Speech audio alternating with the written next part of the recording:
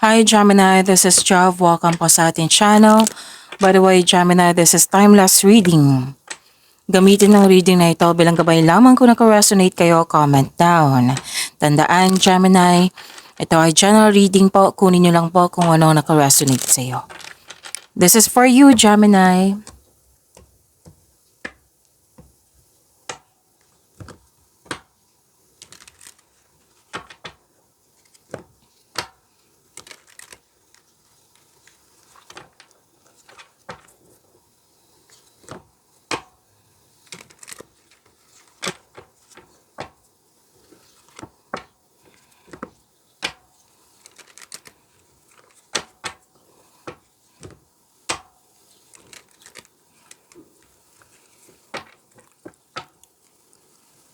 Para po ito sa iyo, Gemini.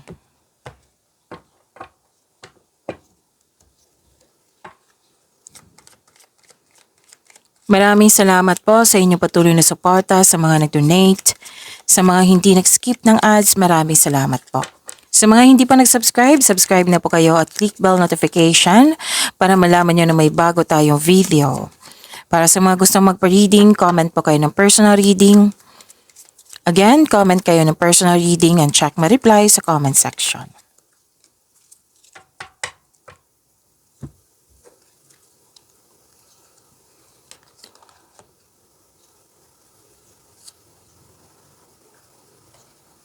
Okay. Wow. Lumabas pa rin, no, Gemini. Hanggang ngayon. Wow. Prosperity is yours. Gemini, nakikita ko dito, career stability. Sobrang focus mo sa mga gawain ngayon, Gemini. At may dumating na opportunity, project ba, na bibigyan mo ito ng long-term plans at bibigyan din ng aksyon. So claim this prosperity, career stability, ang ganda. May sinabi dito na proposal. Ilang araw na to, puro offer, opportunities, proposal, prosperity is yours. Wow, Gemini. Pwedeng nagkasundo kayo sa isang tao. Okay? Promises, commitment, agreement, deal, may signing of contract din ako nakikita dito. May nakita ko ditong usapan, pwedeng ikaw yung magbigay ng tulong or siya yung magbigay ng tulong sa iyo. Basta po, promises, mas nakikita ko yung promises dito. Pwede din tong bagong pasok kayo sa anong tawag dito, sa relasyon, sa connection sa isang tao, kakasimula mo lang sa trabaho, sa negosyo, sa mga ginagawa dyan. Pwede din, literal na proposal, engagement, kasal, ikakasal. Basta po may nag-uusap dito. Sa career and money ba to na kontrata or sa love life na marriage contract? May nag-uusap po.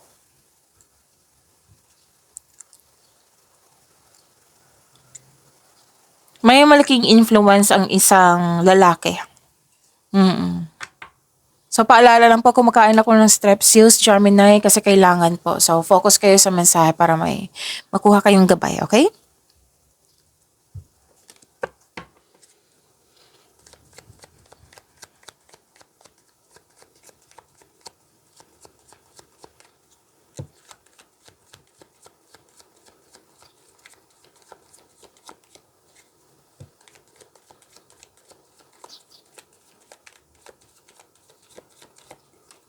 Okay. So, this is about your energy, Gemini.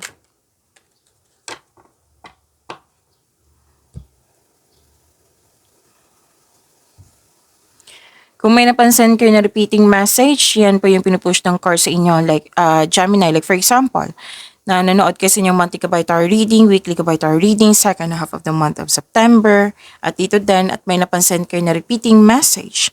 Yan po yung pinupush ng card sa inyo na kailangan yung bigyan ng atensyon, solusyon, at aksyon kung maaari po. So, na yung energy ni Gemini.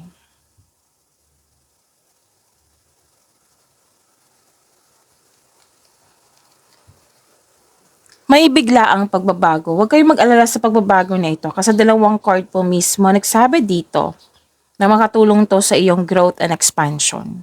So, expect the unexpected.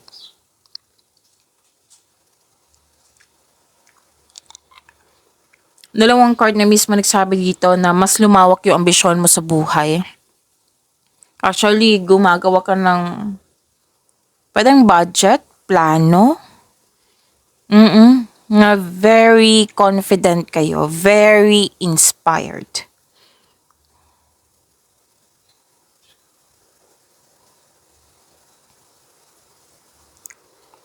Okay, bigla ang pagbabago ha. Pwedeng sa personal life, sa love life, sa career and money. So may sekreto na parating which may be shocking.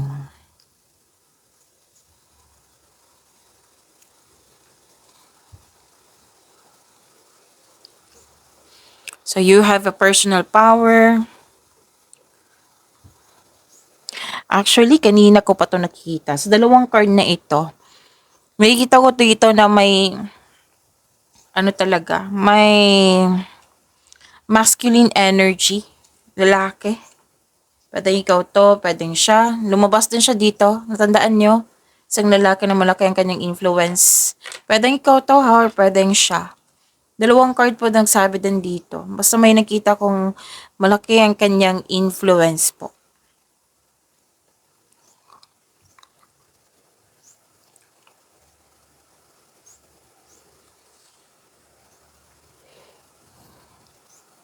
Oh, magpapatayo ka ng bahay? Dalawang card kasi nagsabi dito. Pwede din your building structure, pwedeng sa negosyo to. Most likely bahay to eh. Pwede din na bumuo ka ng plano para bigyan mo siya ng action para magkaroon ka ng structure. Okay? Pwede din na kontrolado na dyan. Kung the other day, disbalance. Yung, like for example, emotion mo to, disbalance. Ngayon, magiging balance na. Kung hindi mo kontrolado yung mga nangyari dyan, ngayon, okay na. Balance na, kontrolado na.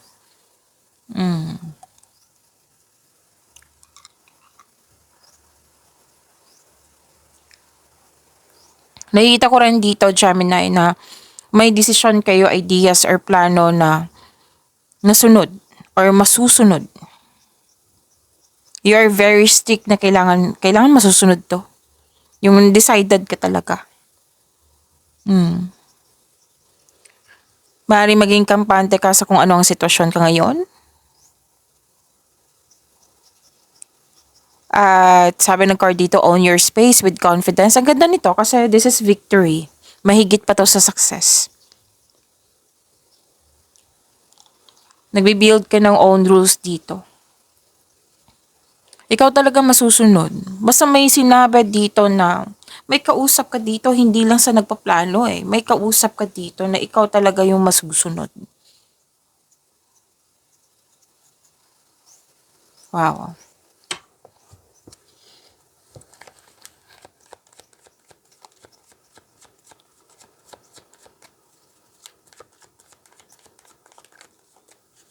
Kanina pa tong tumatalon yung cards nyo.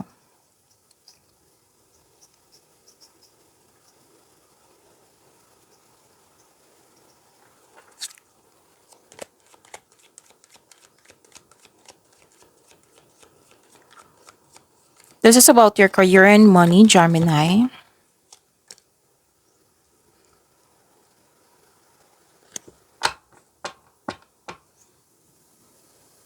Balance itong dalawang card na ito. Oh.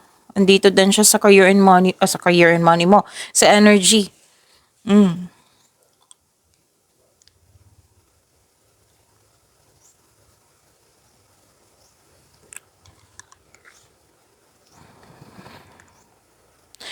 So take your time. Kasi nga, 'di ba? From here, nag-create ka ng long-term plans dito hanggang dito. So, take time. Huwag magmadali sa paggawa ng plano. Siguraduhin matibay na plano yan. Konkretong plano yan. Puwedeng mag-change career kayo or magtayo ng negosyo or di kaya'y may babaguhin kayo diyan sa mga ginagawa mo. Yes. Or di kaya'y may in-offer sa'yo kasi nakita ko rin dito po, oo, in-offer sa'yo na hindi ka pa nakapag-decide kasi guarded ka. Ayaw mo magkamali sa iyong desisyon. Iniiwasan mong magkaroon ng negative outcomes. Gusto mong siguradong sigurado. So, yung sinabi ng card niyo kanina na mag-create ka ng matibay ng plano. Para kasi kung magkakaroon ka ng konkretong plano, makaka-create ka ng best choice niyan, best decision, mas magiging confident ka. So, guarded ka dito.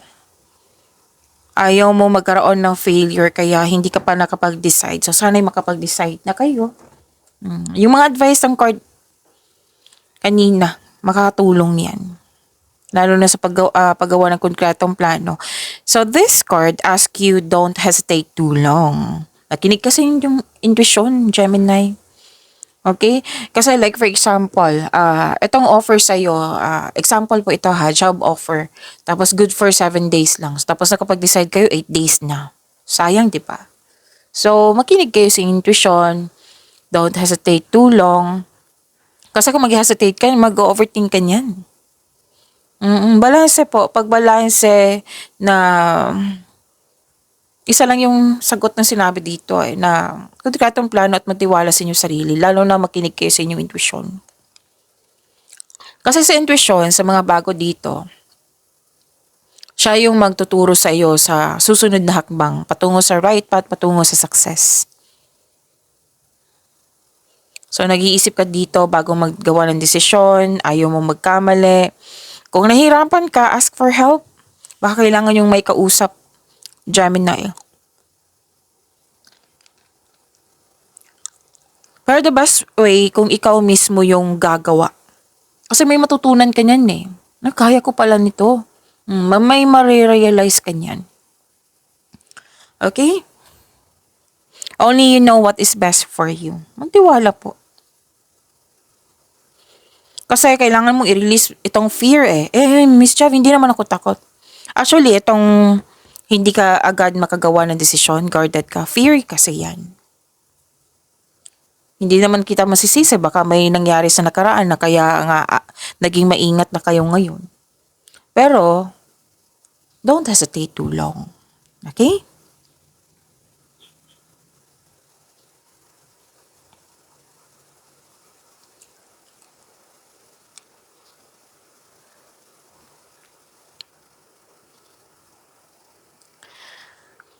Okay.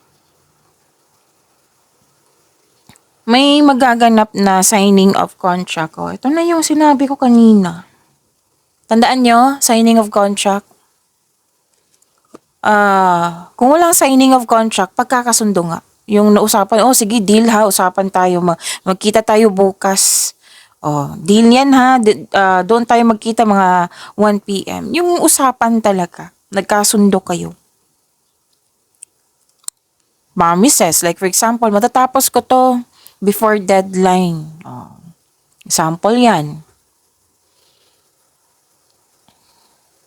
So, may magaganap na signing of contract. May magaganap na challenges sa mga ginagawa mo dyan. Pero huwag kayong mag-alala. Kasi nakita ko naman dito, positive outcome to. Kung, andito pa rin, any kind of negotiation na connected sa inyong career and money. Pwede din job interview ito. Any kind ha, kahit ano man yan, basta negotiation, magkakaroon siya ng successful agreement. Diba? Ang ganda. Si financial, mabalanse po. Balanse na naman ha. Balanse ng kaperahan at mas mai-improve pa ito. Claim nyo. Parati itong lumalabas sa inyo, Gemini, kung parati kayong nanonood dito. Legal concern. Kung meron kayo niyan, opo, makakatanggap kayo ng mabuting balita. Mareresolve na, mananalo ka. So this card advise you to stay true to yourself and act with integrity. Basta po nakikita ko dito naging balanse na, pabor na sa iyo. Yes. Now, itong yung sitwasyon na naging balance po are now working out in your favor. So another card na naman nagsabi dito na gamitin mo yung intuition mo to set your moral compass.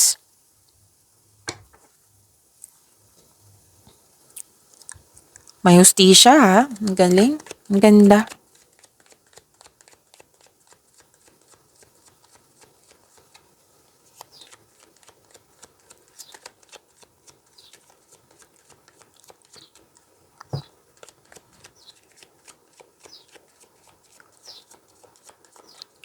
Love life, self-love, partnership, and romance ni Gemini.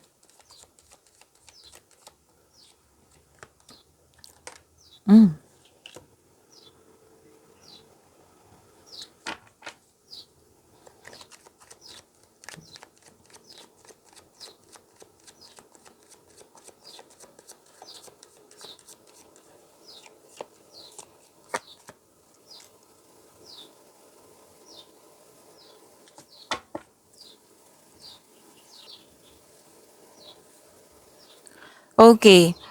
Sa love life, self-love, partnership, and romance ni Gemini, emotional offerings. Yes. Emotional offerings. Para sa mga single, parating na ang ideal partner mo. Excited ka dito eh. Excited ka. It might be, syempre, bago. Excited na kilalanin kung ano talaga yung ganap nyo.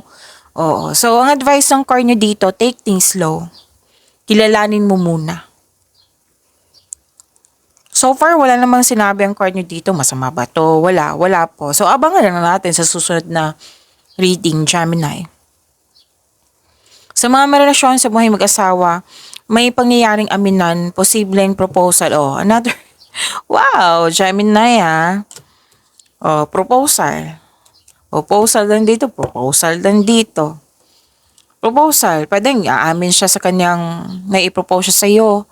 So, pwedeng project yan or literal na proposal sa mga marelasyon dito. Offer to ha. So, good news is on the way. Pwede daw nag-healthy living kayo, Gemini. Kasi mas inspired ngayon si Gemini ha. Wow. You deserve this. Okay? Posibleng may bago kang gamit, bagong pet, bagong kasamahan na you are very inspired. Basta pa kung bagong tao to, pwedeng kaibigan, bagong kasamahan, maliligaw or nililigawan. Basta po sabi ng card na kilalanin mo muna. Kung may sinasabi siya sa iyo na offer sa iyo, alamin mo muna. So, dalawa, kilalanin, alamin. Okay? Huwag magmadali, kumbaga.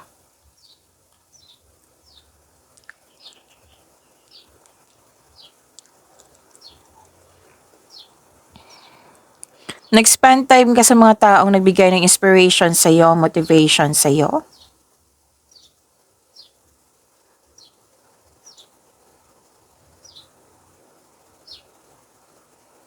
Okay, may sinasabi dito na makakatagpo ka ng partner through friends connection, Gemini. Sa mga single po dyan.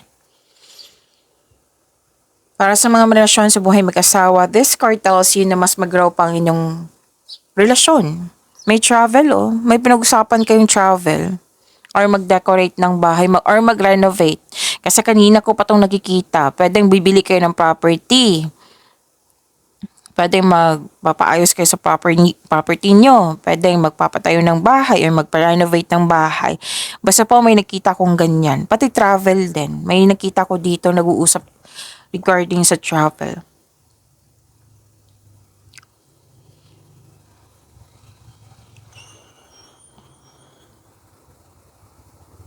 Wow, ang ganda naman. Growth to eh. Yun po ha, ilang beses na lumabas dito sa inyong card na kailangan mo ng mahabang pasensya.